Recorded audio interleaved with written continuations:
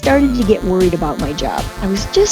When I looked around the organization, I was trying to read the tea leaves, and I came home and I said to my husband, I think I might lose my job soon. And if I do that, I was probably about 52 at the time. I said, do I need to find another job? This is Techie Personal Finance Bootcamp, where I help tech professionals in their 20s and 30s balance a great life today without sacrificing their future possibilities. I'm your host, Lucas Caceres, certified financial planner and founder of Level Up Financial Planning, where I help educate, coach, and build strategies with my clients to help them take their financial confidence to the next level. Here's an important compliance disclosure. This podcast is for informational purposes only and are not to be considered recommendations. It is recommended you consult your trusted financial professional before implementing any information obtained from the Techie Personal Finance Bootcamp. Thanks for joining Techie Personal Finance Bootcamp. I have a special guest with me today. Her name is Kathy Haselmaier. I'm really excited to have her. I've known her for almost 8 or 9 years now. So it's been since I moved out to Colorado. And so I initially met her when I was back working at the First Tech Federal Credit Union. And her husband worked on the HP campus that I was working out of. So Kathy Haselmaier and her husband worked in high tech for over 30 years. During that time, they raised 2 kids too. They're retired now, which finds them both involved in a number of volunteer activities, including the support of working parents through a book and the workingparentsstories.com website. Hi, Kathy. Thanks for joining us today. Thanks for having me, Lucas. So I just read off your kind of introduction. Is there anything that you wanted to add in addition to that, or do you just want to dive into kind of the interview? I think the only thing I would add is that while my husband and I are both involved in Working Parent Stories, I really take the lead on that, and he's got a bunch of other volunteer stuff that he's involved in. So I am the main contact for Working Parent Stories. Yep, perfect. Yeah, and hopefully we'll end up wrapping around into that as far as what it is that you're doing now during retirement, because I think that's a crucial part. I know at my previous firm, I actually only worked with people that were about to retire and had retired. And it was really interesting because some people faced retirement and they were a little freaked out by it. But I know you and your husband are handling that awesomely. So we'll definitely get back into that once we get into your story a little bit more. So with that, we can dive into kind of the first question I had for you. And so you and your husband are now retired, and you guys actually retired significantly earlier than what's common, especially for people that have raised children and had a family. So was early retirement always top of mind as being a priority for you, or is that something that you weren't very intentional about throughout your career? It actually was not an objective at all. In fact, we both loved our work and assumed we would work quite a bit longer. The way we ended up retiring, I think, is kind of a funny story. And that is, we worked in high tech. My husband was laid off in 2001. He consulted and then ended up working for a company again. So had kind of a regular 9-to-5 job. But after that happened, we became very aware of the fact that in high tech, your employment isn't always guaranteed. So at that point, we started saving more aggressively than we had been, just in case something happened. And then fast forward, almost 15, maybe 10 years, 10 or 11, 12 years. And I started to get worried about my job. When I looked around the organization, I was trying to read the tea leaves, and I came home and I said to my husband, I think I might lose my job soon. And if I do that, I was probably about 52 at the time. I said, do I need to find another job? So we've always divvied up money management. I do the everyday managing the checkbook and the everyday expenses, and he manages the investments. And he said, I don't know, let me figure it out. And he dove into things for 3 months. I said it to him right before Christmas, and he started building this spreadsheet, and he decided he probably recreated Fidelity's tool that we could have just plugged the numbers into. But he came out of it and he said, you know what? I think we don't really have to work. And we talked about how much money we needed and everything.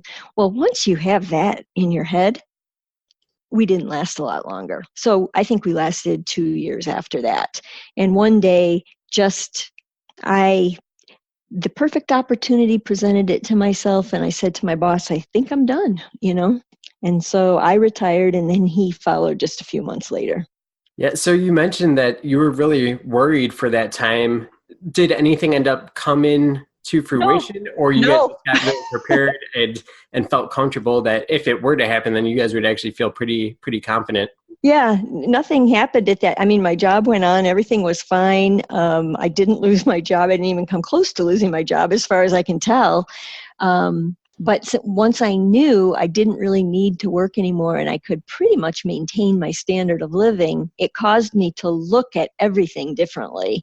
And when it got to the point where I just said, I do not want to live my life, the rest of my life, this way, I think I'm ready to step away. I just said to my boss, I think I'm ready to retire. And I left about 5 weeks later.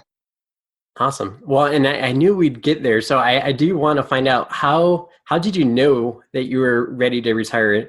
And so you were 52 at that Yeah, point? well, I was actually 54 54. at that point because it was a couple of years after we counted our money, Okay. basically. Yep. So this is what happened for me. So I I spent the vast majority of my career as an individual contributor, and I became a manager about 5 years before I retired. And for me, that felt like a really big jump. I mean, I was working all the time. My kids were out of the house by then, and I was just really working really, really hard. And so I was looking for ways. I have to find a way to let up. I don't, this is not fun. And I had always wanted work to be at least somewhat enjoyable. Yep. So And I think I, everyone wishes that could be the case. And I know a lot of people feel trapped sometimes, whether it be financially or some other reason. But yeah, I'm glad that it sounds like you were able to enjoy your work pretty much the whole time up until maybe that last 5 years. well, I'll tell you what, for me, so the years my husband was laid off and I was the only one that had benefits and we felt like we needed them, that was the only time in my career my job did not feel like fun. And so I encourage couples that if you both enjoy working, try to share the load because it's a lot more fun. We always had a deal that you couldn't quit your job without talking to the other person first because we didn't want to quit on the same day. And we never did quit, right? But we always had that in the back of our head, like they can't push me too far. I can quit because my spouse has a job. Yeah. But I'll tell you what, when my spouse didn't have a job and I knew I had to keep my job, the fun sucked out of it immediately. And so I always say, if you want to support your spouse, get a job because that really frees them up to enjoy their work so much more. So, but I'll get back now to how I knew for me the time had come. And so I was working really, really hard. And I just thought, this is not how I want to spend my 50s. Fearful that I wasn't working enough and just work, work, work. And so I had a conversation with my boss and he was in France. So he was French and he worked from France. And I said to him, something has to let up in my workload. I'm working too many hours. I don't think it's reasonable. And at this point, I had been working for 32 years full time, and I had had many conversations with managers like this. And without exception, they would always say something to the effect of, what are you working on? Let's look at it. Let's see what we can take off your plate. Let's prioritize things. And he said, I don't think you're working any harder than anybody else. This is just what's expected of you. Hmm. And I said, then I don't think I want to keep the job anymore. It was that simple. And then he actually got a little bit angry and said, you need to be careful about what you say. And it was like, actually, I've already counted my money. Yeah. And in France, apparently people can't just walk away from their jobs because most people rely on pensions. And in the US, we're much more responsible for our own financial well-being. And so I don't think he understood that really I could just walk away from my job. Yeah, no, that's a really interesting point. I know I haven't really had to deal with other people outside of other countries, but every now and then I would have helped kind of people that were from the UK and were living here, and they would have pensions from companies that they were at. So, yeah, things are a lot different here in the United Right. States, especially the last, I'd say 25, 30 years. You may have had some form of that HP pension because I know there was kind of some old legacy ones available out there, but those have been done for a very long time, just like almost the rest of the country, unless you're working for like a government entity. Right. And I had some pension money, but it wasn't enough, Mm-hmm. it wasn't enough to help me make that decision. Yeah. So that's interesting that you kind of mentioned a couple of times, like you've counted your money. And so that gave you the confidence. And did that kind of change your way of thinking kind of after that point? Did you have like a mind shift once you guys counted your money and kind of generated all those Excel spreadsheets and reports and just looked over it, felt you guys were good, but then obviously you were still able to work for a few more years after that point, and that was probably padding the situation. But did that change anything mentally? Oh, it was it was life-changing. Once you knew you were only working for fun, and so I mentioned I do the everyday money management and my husband does the investing. And so I Yep. said to him, what I want to understand is, as I continue to work, I just want you to know, or you to tell me, how much my monthly income in retirement will go up as we continue to work. Yep. And it was kind of like, all we're doing is raising the standard of living for the rest of our lives, at least theoretically. And what we found was at that point, we really weren't raising our standard of living all that much when you spread it out over the course of 50 more years. And so it's like, well, we could quit now or we could work for 2 more years. And at this point, we just didn't know what we would do. It's not like we had so much money, and I can talk more about how we manage our money. We don't want a ton. So we just didn't know what we would do if we had more money.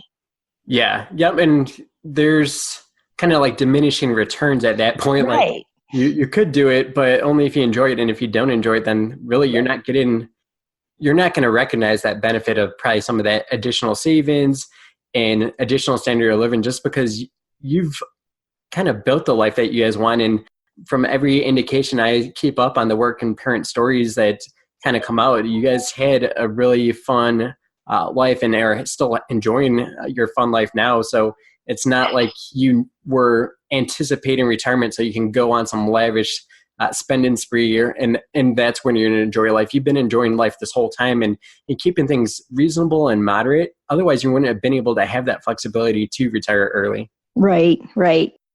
And I have to tell you, it feels like we're living lavishly, but I do recognize that compared to other people, we don't do everything other people do, but then again, we do some things they don't do. So, but I have always been very clear about what makes me happy, and so what I want to do and what I don't want to do, and I don't need to do everything everybody else is doing. Do you feel like that's played a significant impact in positioning you and your family to be able to have that flexibility that you did? I do. And I'll tell you how I came to the realization very early in life. I think before we even had kids, we had lots of friends who we met through work, dual income couples. And, you get together, you talk about your trips, you talk about what you do, you see people's houses and all that stuff. And when you're newly married, you're really young. You're still learning a ton about yourself. Heck, I'm still learning stuff about myself in my 50s. Well, we did a couple of vacation things that other people told us were really fun. And we just didn't have that much fun doing it. And so over time, and not a ton of time, but a couple of years, we finally realized that what we like doing on vacation doesn't always align with what other people like doing on vacation. And so if you apply that to your whole life, you get really good at spending money on things you care about and not spending money on things you don't care about. Did you end up establishing, every now and then I'll run into people that kind of have that same mindset that you mentioned. And I think it's very critical to understand what it is that you value and kind of let that be your driving force as to why you're going to spend money or do things and how you're going to live your life. Because it's really easy, especially nowadays with the social media and those types of things that could influence you even more than in the past. So there's always been the saying of trying to keep up with the Joneses. But I Right. think things have been magnified even greater because now you're seeing people brag about stuff instantly, not just your next door neighbors, but people back from high school that you used to go to school with. And just because they're doing some of these interesting things with their money and spending money on different things, those tend to get the most like loves and hearts and comments and things like that. But then if you see someone graduate from school or start a business or do anything like that, it's really interesting how dramatic the difference is as far as people aren't going to celebrate some of the hard efforts or some of the more kind of intentional living, but Mm-hmm. those more kind of free-ish, lavish type things that you see, those are the things that get the the views and the interaction with everyone else. And so it makes people kind of constantly search for those different emotional aspects that come with getting a like or getting a comment. And so it's very dangerous, I think, now with social media on just trying to keep up with other people and having the influence of other people on your decision making. Yep. Yep. Yeah. Luckily, I think we figured ourselves out and then we got on social media just because of our age. Oh, sure. Yeah. One, I think the biggest thing is you mentioned that you're always learning, and that was huge. I'm sure you guys were trying to figure stuff out from an early age. And I know we've talked plenty of times now at this point. I help specialize with people in their 20s and 30s. And I think it's such a dramatic impact to be able to figure things out earlier on rather than waiting. Because if you and your husband weren't trying to figure these things out and you were just constantly copying what other people were doing, and it took you a long time to really question how you were living and what you enjoyed and what you valued, you might not be retired today if you Right. kind of took that approach. Yeah. And I think an interesting dynamic in our marriage is I'm an overthinker, and I really mean over. Like I think too much about things. Anybody who knows me really well will tell you that. And my husband, he does not enjoy overthinking. So and I don't want to imply he's not a deep thinker or he doesn't think. He's a great thinker, but he doesn't overthink. I overthink. And so I think we were a good combination, or we have been a good combination because of that. We kind of balance each other out. Yeah, I think it's probably critical too because it helps with both that short term and long term thinking and just being able to have those conversations. He doesn't have to be that overthinker because you may be the one bringing these ideas to him and then Right. he's able to digest it.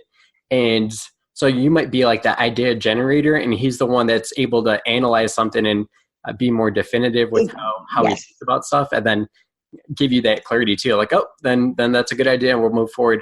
I think me and my wife are pretty similar. I'd imagine she would call me the overthinker, but yeah, she's she's kind of the shot caller and the one that makes the final decisions for that same reason. It's kind of a good conversation and vetting to make sure that we're moving in the right direction and we have a good understanding of what it is that's important. I think I haven't done a podcast on this yet because it's so early on, but I just recorded videos before I launched my podcast on how important money conversations are to have. And it sounds like you and your husband were very intentional kind of all throughout your relationship of having conversations and talking about stuff, whether it be employment, retirement, being laid off, all these things are great conversations to have. And I imagine you didn't have those conversations in like 3-minute spurts, right? You actually sat down and talked about these things and thought about them over long time periods. Yeah, and I'll tell you, we don't always enjoy the conversations. And so usually we reward ourselves at the end of the conversations. So a lot of times, like I remember when we had to review our wills, and we both just hate that. And so we said, okay, we'll do it Saturday night and we'll go out to a nice restaurant afterward. And we put it off so long that I read them in the car on the way to the restaurant. I mean, we went to a restaurant down in Boulder. So Yeah. a lot of time, or taxes, we have to like reward ourselves after we can't get it done. And so it's a way to sort of package up something we don't enjoy doing with something we really enjoy doing. Yep. No, that's a good tip. I think one that I'll end up stealing, and I'll try to give you credit as often as I can. But yeah, I think for these critical things, like you don't want to reward yourself for just talking like little minor things that really should happen all the time. But there are big ticket items that are worth pairing up with fun stuff to do. And it could just be going out for like a nice hike or something like that. Yep. And hopefully it doesn't ruin the hike. But if you have these conversations early enough, you're not going to be too shocked as far as the other take, the other perspective. Yep. And you're going to get better at having these conversations. I imagine your conversations today are significantly more efficient and more manageable than they were when you were first a couple, and probably still trying to figure out how to navigate those Oh types of yeah, talks. because we don't even have to fight anymore when we have them. Yep. The other thing that we've gotten good at, I think, and it's made it less painful, is we've learned to divvy up the work according to what's least painful for each of us. And that's really how we started managing our finances. I distinctly remember the minute when I was tired of doing all the money management myself. And we had a baby and we had a college account. And I said, you know what, Jim? I said, I don't have time to learn how to invest. I was never taught how to invest. I was taught how to save. And so I had, little piles of money that were doing nothing for us. And Jim was really never taught to think about money. So he literally just never thought about it. He just would look at the statement, and if there was money in there, he kept spending. And Yep. I was balancing the checkbook to the penny every month and asking him where receipts are and all this stuff. And so he said, I think I can do that. And that was, our daughter's about to be 29. So that was, 28 years ago. He started doing the investing, and now people ask him for investing advice. I mean, he loves to read about things he doesn't know about. So he bought books, and now, he doesn't spend a ton of time on it, but I really still don't know much about investing, and he probably couldn't balance a checkbook to save his soul. Yeah, and so that's interesting. Did you know that he'd be as excited or into it before you asked him, or it was just No, kind I of was pure just so overwhelm mad. No, I was just so mad. that I mean, just to be really frank, I was mad and resentful, and it was like, I don't care if you like it or not. You got to do something to help out here. That's interesting. Yeah, and so I have two little children, and so one's 2 and the other one's 5 months, and so yeah, there's lots of times where you're used to doing stuff and it's fine before you had kids, but Right. life gets busy. There's only so many tweaks you can do to your logistics, and I know my wife does a lot, and so I try to help out as often as possible. And then there's things I do that my wife doesn't enjoy doing. But if I'm busy with meetings or I get busy, she'll pitch in, and yeah, it's communication is just so important. Not even just finances, but just making it through life is Yes. Yes. communication is huge. Well, and the thing I really appreciate about my husband is before we were married, I said, I think I want to work full time after I have these kids. I'm not 100% sure, but can you get on board with that? And he was like, yeah. I mean, he didn't act like it was a big deal at all. And it was really hard. I mean, I don't ever want to make people to misunderstand and think that it was easy, because it wasn't. It was really hard. And he never wavered even once. I mean, I think I wavered more than he did. Like I'd say, I don't know if I can do it. And he said, you said you want to do it. We're going to do it. But just to show you how flexible he is, he has always done all the grocery shopping and cooking. So we've Yep. been married, 30, I don't know. Oh my gosh. I think we've been married a long time, over 30 years. and No, that's awesome. and so Um, he's not afraid to take anything on. And I hope he would say the same thing about me, that we do what it takes to make it work.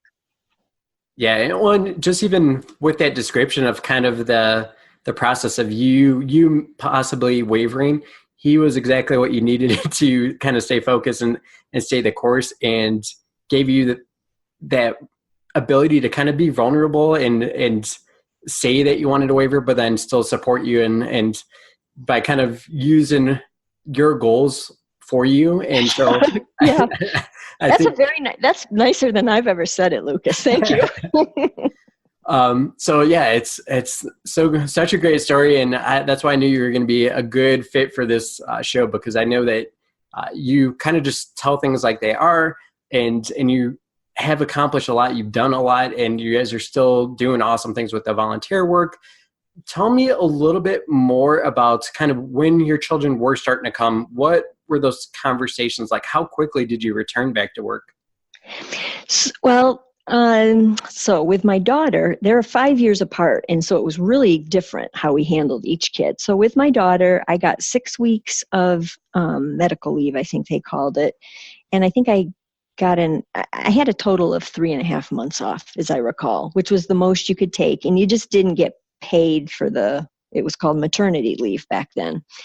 And so I really thought there was a high chance I wouldn't go back to work, because I started loving my kids before they were even born. And people would say, "Oh, I came back to work and I burst into tears." And so I, as the day neared, I was advised, tell work you're coming back. You can always say you're not, but if you waver, it doesn't look good. So I told them I was coming back. And then as the date neared, I was kind of getting excited to go back to work. And then I felt kind of guilty. I thought, I love this child so much. Why am I looking forward to going back to work, And I said to my husband, you know what I think would work really well is if you would stay home with her when I go back to work. And then we can make the daycare transition after you go back to work. That way I can get some time at work and not have to worry about what's going on. And so we agreed that he would take a month off. And so he went in and told his boss, I want to take a month off when my daughter goes back. Now, this was 1990. And his boss said, well, if you do that, I'm going to demote you. So he was a manager at the time. Yikes. You could, And, yeah. and my I really, husband said, what? yeah. And so he came home and he said, well, I'm willing to do this, but just so you know, they're going to demote me. And so we talked about it. And very quickly we said, well, what if you didn't take the time off? And then someday our daughter asks how it went. And we have to say, well, Dad couldn't stay home with you because they were going to demote him. And she'd say, well, wasn't I worth, So he said, okay, go ahead and demote me.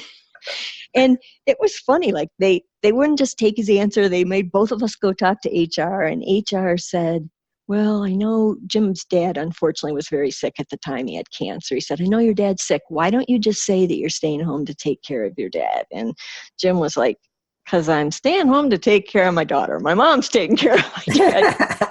So he kind of wanted to make a point out of it, why does she get to take the time off and I don't? And so we'd like to think that in a small way we helped change things, but he ended up taking 4 weeks off. And so I went back and I was fine. And he was fine. He loved the time off. It was a winter. He went cross-country skiing with a baby on his back and stuff. Whoa. And then he went back and we got great daycare that we used through both kids. So That's awesome. Was it like a facility for daycare, or was it like a babysitter type situation? It was a babysitter, a home, and we still keep in touch with the family. The woman had 4 kids of her own plus 6 daycare kids. So her kids were older. But yeah, it was a great setup. I mean, we feel very lucky we had her. There were lots of rules. You had to be there by 5 or she got really mad. And we always did it. She never had to get mad at us. But the kids loved it, to the point where we went through 1 week where my daughter cried when we picked her up every day. So that was, we keep reminding her of that. That was real nice, Andrea, when you cried when we'd pick you up. Yeah. So was it scary kind of making that transition? So once you were back to work and then Jim ended up going back to work, was it hard for you at all? It really, to be honest, it wasn't, because I knew lots of, all the other women at work had their kids in daycare, right? So way back then, it was sort of a gamble. There weren't very many women who worked full time. And so there was a big question on how are these kids going to turn out? 30 years from now, we'll find out whether or not you did the right thing. But I think we're discovering that the kids are okay. And I don't just mean my kids, I mean all kids in daycare. Right? Yeah, it's been interesting, kind of the new kind of studies that have been coming out. A lot of support to working parents, and again, that kind of leads to what you're working on now. What's kind of the main driver for you to be running that program? Yeah, so the entire time I worked, I always had this question in the back of my mind: are my kids going to be okay? And I read so many articles early on. This was, back in the early 90s about the guilt these working mothers were going to feel. And I distinctly remember after dropping my daughter off for college thinking, well, this is it. Now the guilt hits and I'm going to wish I hadn't missed out on so much. And I thought, I feel great. I feel great about the example I set. I feel great about her confidence as she's going off to college. I don't feel guilty. I feel great. And I thought, what a shame that all those years I worried, that for 18 years I worried, and I could have just been feeling great, And so I started working parent stories as a way to share stories and let parents know it's hard. First off, don't give up the first time it's hard, because at the end, you're probably going to feel great and really be glad that you did what you did.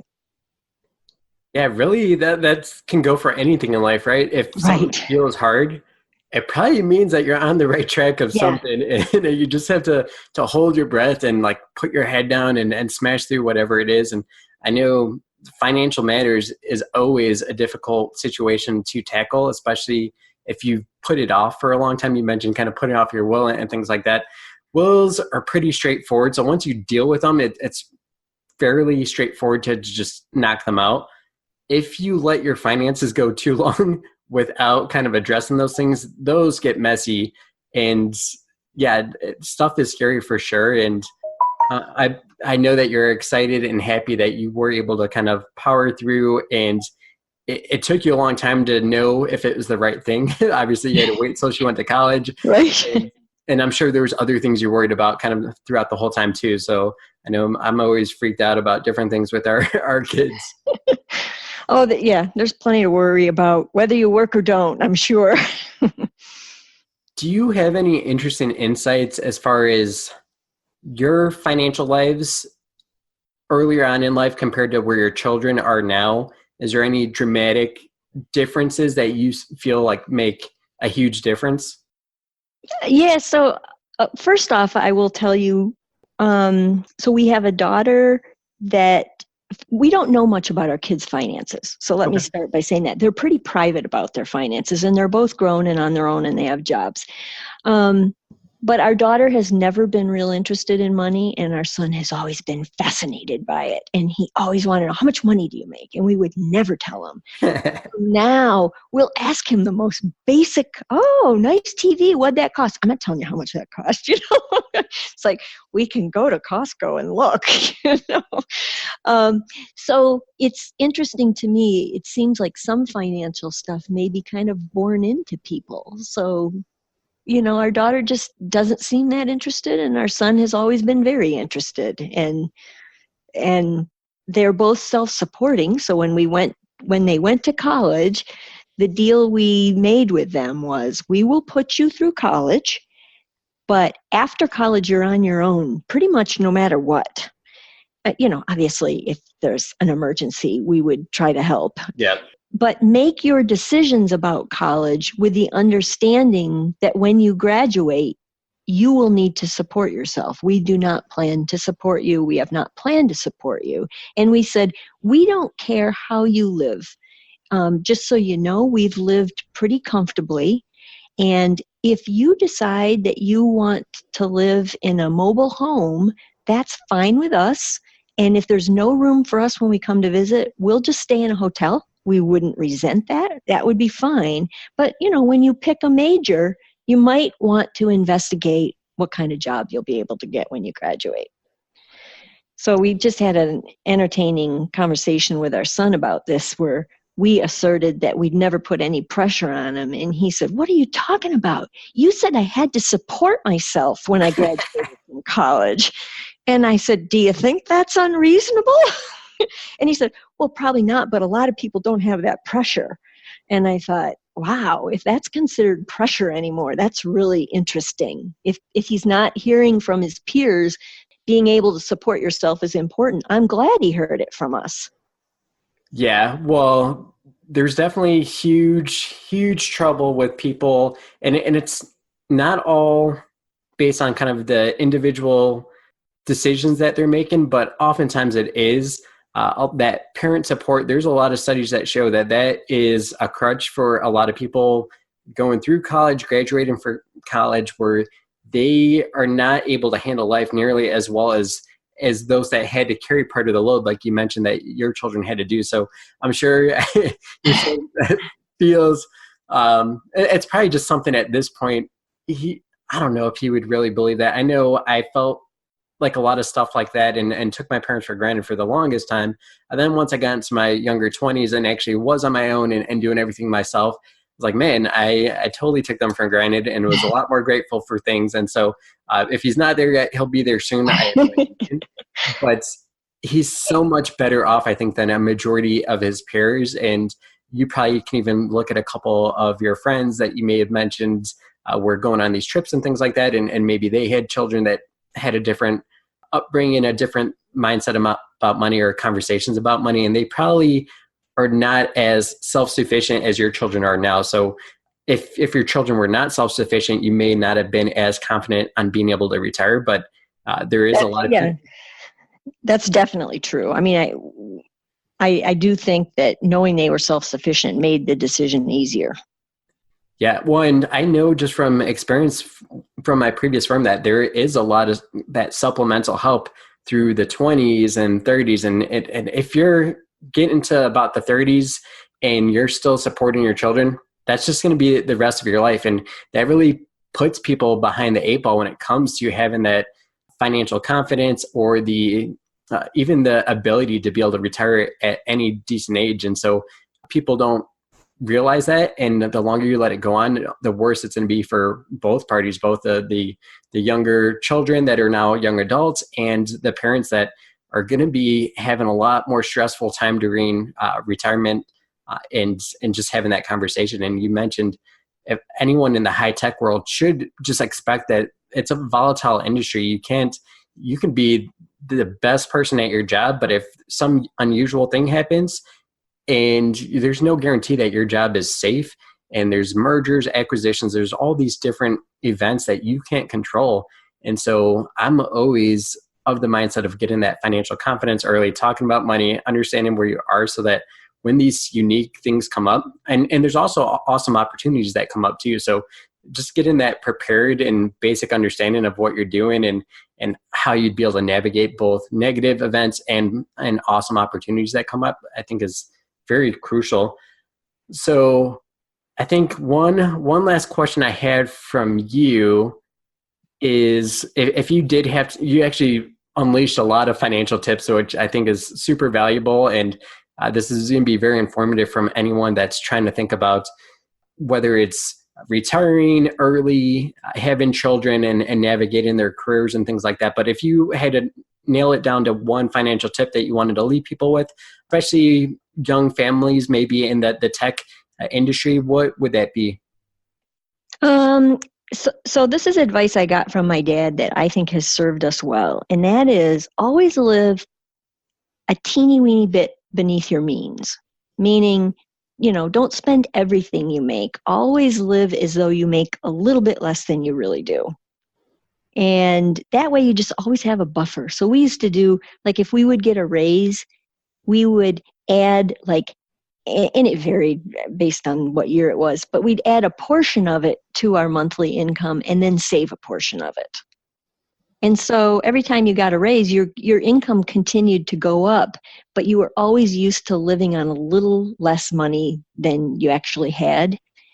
And that meant you bought a little bit smaller house. I mean, I love our house. I'm thrilled with our house, but it's probably we could have afforded a little more, but then you end up with a little smaller electric bill and a little smaller, you have to buy not quite as much furniture, and it just sort of mushrooms into benefits.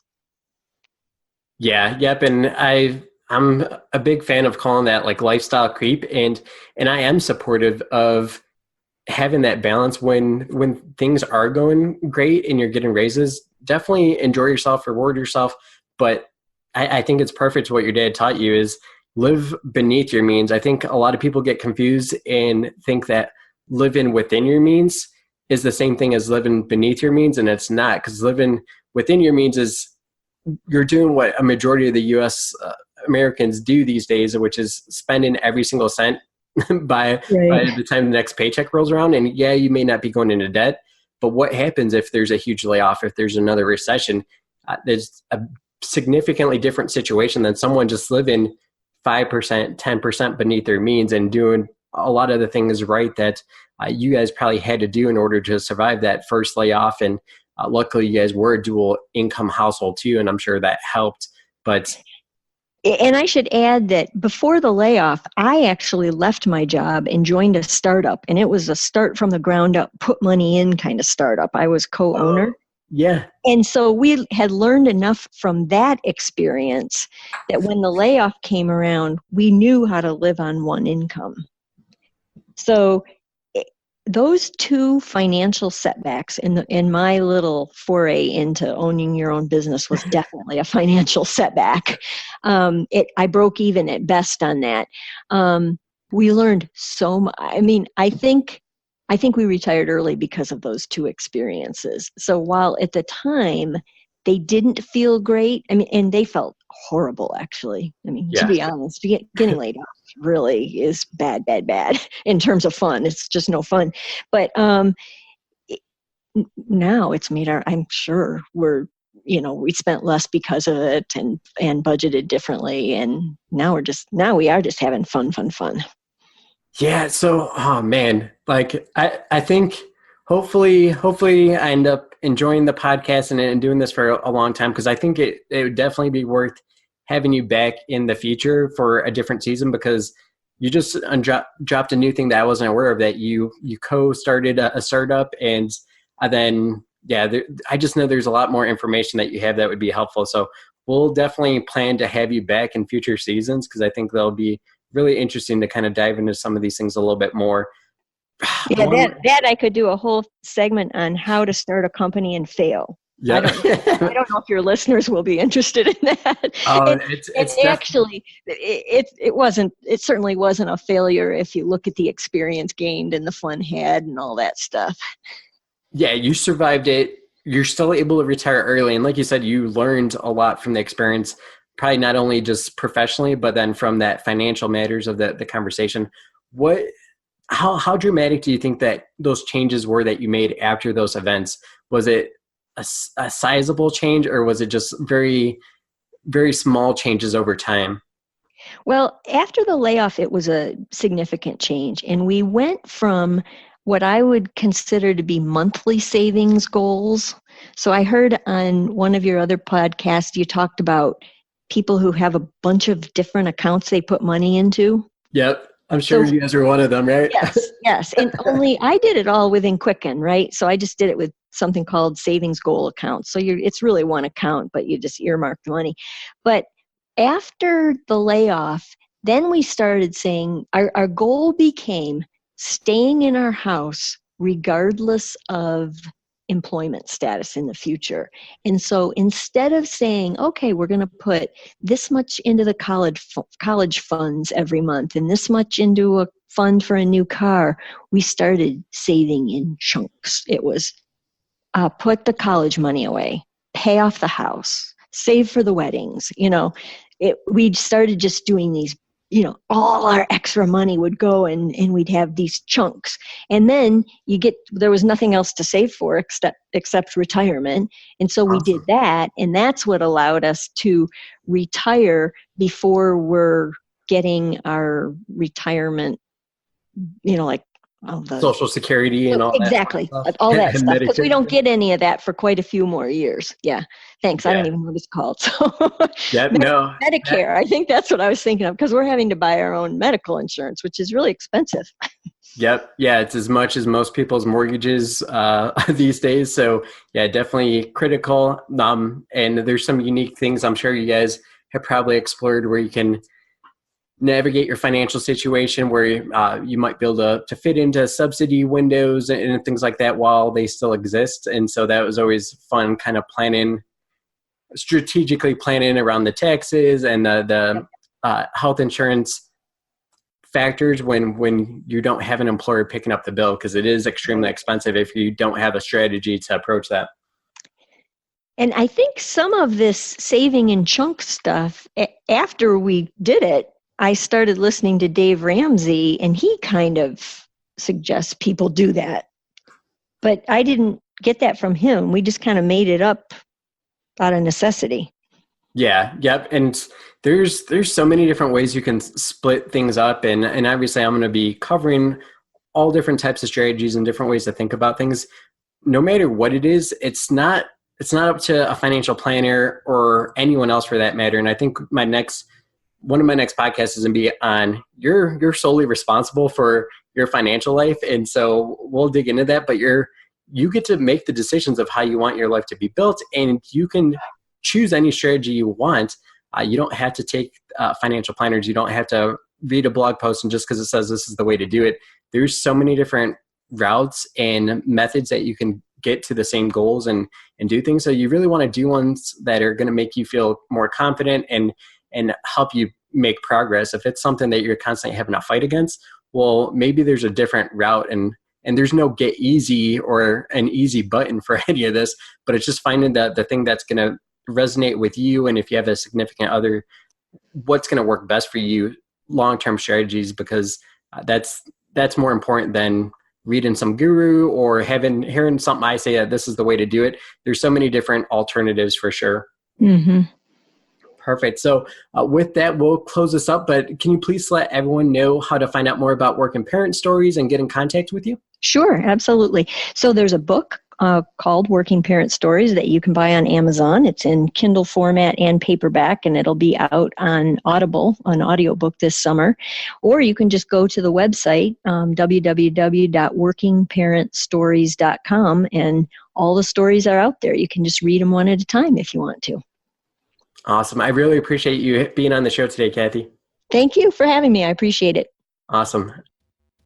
Thank you for joining this episode of Techie Personal Finance Bootcamp. It is really great having Kathy on. As you can tell since you stayed to the end, all the amazing different intricacies of how they had to approach their finances throughout their career and even now in retirement. So lots of valuable information. Not going to be able to go into all the intricacies of some of those impacts, financial decisions, some of the deep technical backgrounds of some of those situations that they ran into, but I will make sure that we have future episodes kind of tie into some of that because I know it will be valuable for you. But I think one thing I do want you to take away with and focus on is she mentioned towards the end of the episode that they learned a lot from those two major mistakes, those two major scenarios that they ran into, and it was very impactful on helping them drive change, start to make those changes so that they don't have to deal with those situations in the future. And it put them in a better position. They were still able to retire early, which is really awesome that they were able to learn and quickly adjust so they could still reach their goals and retire early. I think it's great to learn from your mistakes. Obviously, if you are going to make mistakes, it's better to learn from them to not learn from them. But I think it's also valuable and this isn't just nearly enough, is learn from other people's mistakes. There's podcasts like this. There's lots of information out there where you can learn from other guests on my show or just doing a Google search. Learn from other people's mistakes because people are openly sharing some of the things that they would have done differently. And don't wait for yourself to run into these same issues. If you are able to avoid some of the mistakes that you could be making just by learning from other people's perspective and previous experience, you're going to be that much further off. You're going to have a lot more possibilities, options, and flexibility in the future when it comes to achieving your own goals. So I think it's important to learn from your own mistakes, but it's even more valuable to learn from other people's mistakes, because you'll just be that much further ahead by not having to go through that experience of making those huge, pretty stressful mistakes that could occur throughout your financial life. So thanks for joining us. Thank you for listening to Techie Personal Finance Bootcamp. I invite you to reach out, review, let me know what you want to hear more of. If there's things you don't like, definitely reach out, let me know. I want to make this the best resource it can be for you. And just like you starting your kind of financial education and getting that foundation for you, that's essentially what I'm doing with the podcast.